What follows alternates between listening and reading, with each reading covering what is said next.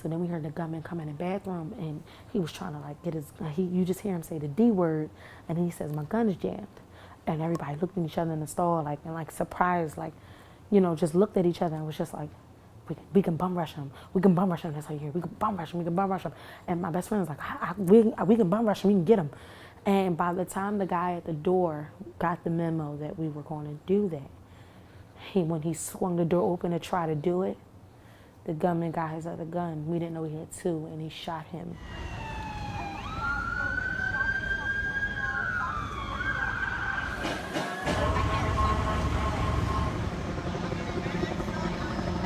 And we were the first people you saw if you opened the door. And we were the first people to catch those couple of shots, and I got shot in my side. So it entered right here, and it came out. I can't show you the other one, but it came out like my back. It was straight down, because that's how he shot. My cousin, she got shot in her arm, which was like right up under here. I got a phone call from my daughter at 2:12 saying that she was hit. She was hit in the arm, and she was frantic. Mommy, please come and get me. Please help me. I've been shot. I've been shot in the arm. Called the cops. Help me, Mommy, please. I'm bleeding so bad. Please help me. And she was screaming. I've never heard the fear in her voice that I heard that night. We was in there for hours at this point. He got on the phone with the police, and he was pledging to ISIS. Kept saying he was like, no, you talking to? You're talking to ISIS. And we were just like, what? He heard that we were still on the phone, and he was like, don't be stupid, give me your phones. So everybody was just like, pause for a second. He said, give up the phones. And so like people would slide some phones, like, you know, only some phones went out. And he was like, you know, they was going to send a hostage negotiator. Did you want to talk to them? And he was like, don't be stupid. Don't send a hostage negotiator. He's like, because I'll kill everybody in here. I got enough bombs to light up a city block. And then my eyes opened as big as 50-cent pieces. And you know, you guys, those are really big. And I just looked like, then that's when I think I just gave up. Because I'm like, bombs? I can't even, let alone get up and run. But a bomb? And not too long after he did, like, you know, he said all that, me and my cousin were communicating, and like, you know, like, because we could talk without actually saying anything to each other. Like, I could move my lips and she could understand exactly what I was saying, and she kept saying, we shouldn't have came here.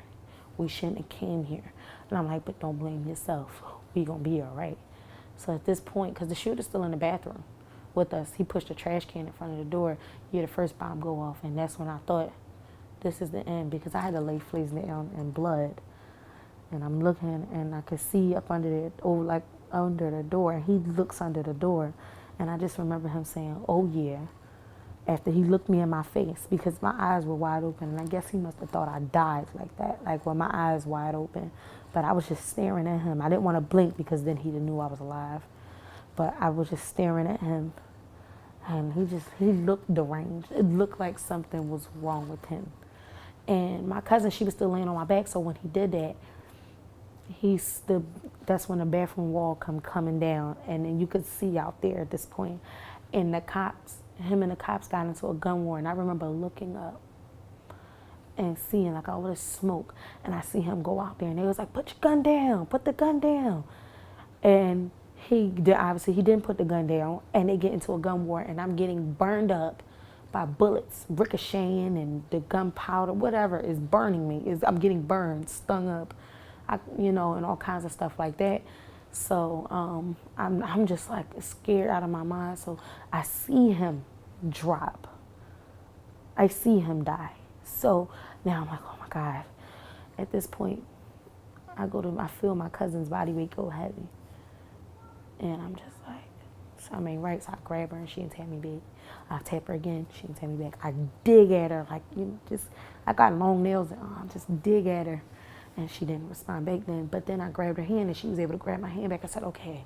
So then, like, I said, is my cousin breathing? I said, Kara, get up. Kara, get up. Get up, Kara, get up. They here, get up. And she just wasn't responding to me.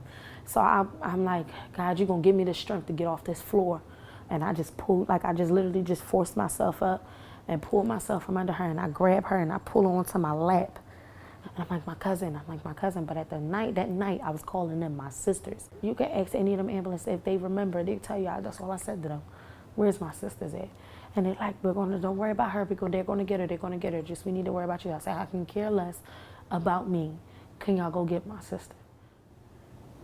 She was popping that money. Mm-hmm.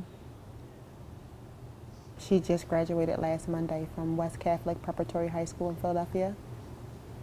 She was an honor roll student. She actually ranked 3rd of 42 students of her graduating class. She was just phenomenal, a superstar.